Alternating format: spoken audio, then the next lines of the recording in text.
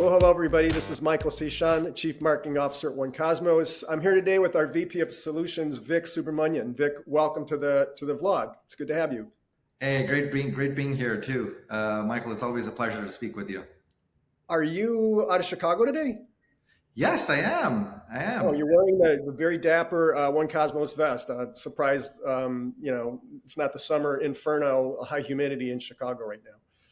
We've been having the tornadoes come and attack us these days, right? So better safe Remember, than sorry. I remember those. Well, listen, I really appreciate you taking time. I know you're super busy lately. I want to talk about Microsoft today and where One Cosmos fits in. So, uh, you know, on the marketing side, we're seeing a lot of organizations interested in passwordless, but they have Microsoft as their backbone, and they're either experimenting with or implementing Windows Hello for Business. But you're knee deep in this stuff. What, in your own words, what are you seeing with the companies that you're working with on the Microsoft side? Absolutely. So let me actually begin with telling the audience what I'll do for a living a little bit, right? So me and the team, I actually have a team of mad scientists who put solutions together, solve problems, and make sure that our platform is a great fit for the organization. Now, we're working with a lot of organizations that have really invested in Microsoft, and rightfully so. They're investing in Azure or Entra ID and moving forward and going through that journey. Now, what we're seeing is that a lot of organizations are starting to adopt the cloud in a large way, and they are taking their on-premise infrastructure, even their domain controllers, and moving it to the cloud and adopting Azure. They're becoming an Azure-only shop. They're starting to take their devices, put it on Azure, and they're starting to experiment with Windows Hello for business, right? That's super interesting. I just read a research paper yesterday, which plotted I think an 8-time increase in interest around identity and access management in just the past year or so, and that speculation was that had something to do with companies moving to a hybrid or virtual, part of their infrastructure being virtual. Yeah, I mean, it is extremely interesting that a lot of companies going to the cloud. I mean, especially, I think everyone's talking about the pandemic making everyone remote, right? Still, people are coming back into the office, but they want the ability to work from anywhere, access resources from anywhere, and the cloud allows them to do that. And I think the solutions that they're looking at, especially going to the cloud, they want a single platform where they get everything. Microsoft or Windows Hello is kind of fitting the bill for the most part. Right. These organizations have Microsoft, and there's been this kind of full-throated market attack on passwords and eliminating SMS. So for organizations with Microsoft, where does One Cosmos fit in? Absolutely, right. So let's actually talk about what Windows Hello does do and doesn't do, and where Block ID or the One Cosmos solution would fit in. Right. Windows Hello for Business is really a means for authenticating into your Microsoft assets, emphasis on Microsoft assets, using biometrics, right? So it does. So a lot of solutions today, or a lot of hardware today, comes with biometric based authentication, such as your infrared cameras or fingerprint readers. Your laptops could have it right now. Of course, this is applicable for Windows 10, Windows 11 systems, some of the latest pieces of software that not all organizations have adopted just yet. Secondly, what it also requires is that your machines be joined to the Azure or to the cloud, and that takes more than a snap of a finger to deploy. So when you're talking about an organization adopting Windows Hello or really rolling out Windows Hello for Business, it is a large program that they need to embark on in order to enable their employees to utilize biometrics. I mean, we still haven't spoken about the human aspect about it, saying, hey, I don't want my biometrics stored on your devices and all of those things that they are having to deal with respect to humans having oppositions to it. This is just technology constraints that organizations have to deal with.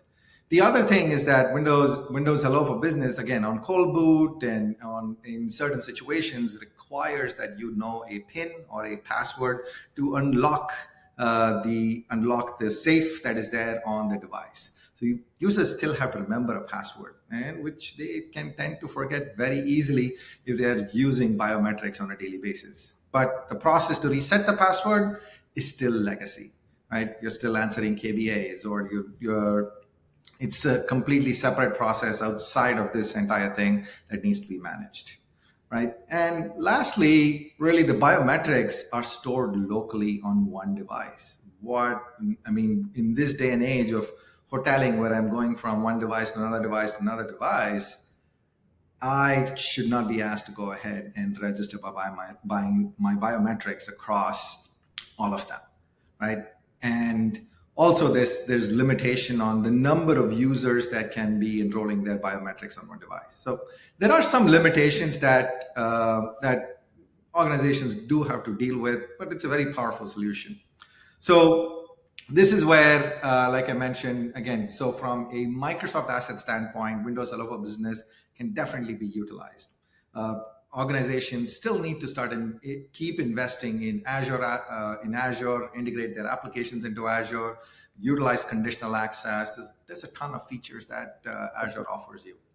But think about it, right? You've got laptops in your organization that have Windows Hello for Business or Windows Hello enabled.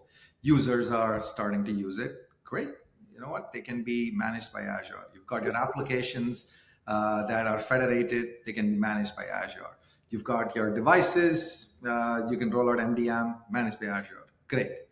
But what about the rest of the organization? You've got other flavors of Windows in there. You've got Mac. You've got your network devices. You've got your Linux devices. You've got legacy applications that don't conform to standards. And then you've got users who simply want the flexibility or want their identity in their own hands and the privacy preserving method of being able to log in using passwordless, right? This is where OneCosmo comes in. So we have the capability of extending the Azure functionality and really working with your investment in Azure and extending that capability across your organization. We have the credential provider for Windows, which works really well, enables organizations to log in using device biometrics, or like I think, Michael, you've spoken about Live ID, right? So Live ID is very powerful to utilize across your servers and very critical systems that are remote, where again, Windows Hello would not work, right? Then we have the ability to deploy our passwordless technology onto Macs. So now you're controlling the assets on the ground. Then get into your data centers. We've got network devices, VMware devices. You've got your virtualization layer. All of those things can be integrated with us. We support legacy protocols like Radius, LDAP, all of those things, which will really make those systems passwordless enabled. And lastly, from a privacy standpoint, we put the power of identity in the hands of the user. It's always in the hands. It's protected using their biometrics. It's stored on their device, which means that they have the confidence that they are authenticating onto their device, giving them access to an asset that's provided to them by the organization. Okay. Wow. Well, that's super interesting. So, it's sometimes convenient, maybe as some marketers, just to talk about passwordless is this little thing that exists in a vacuum, and how if you don't have passwords, they can't be stolen. Great, flair for the obvious there. But what you're mentioning here are all the edge cases, logging on to your Mac, for example, in a mixed environment, logging into the VPN. IT people have their need to access domain controllers, maybe. Even what users might have different I guess, security profiles, right? I mean, if Right.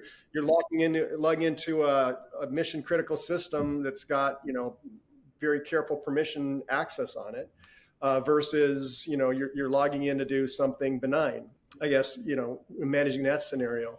Another topic that's gotten a lot of attention and maybe too much is zero trust, right? There's so many claims about zero trust.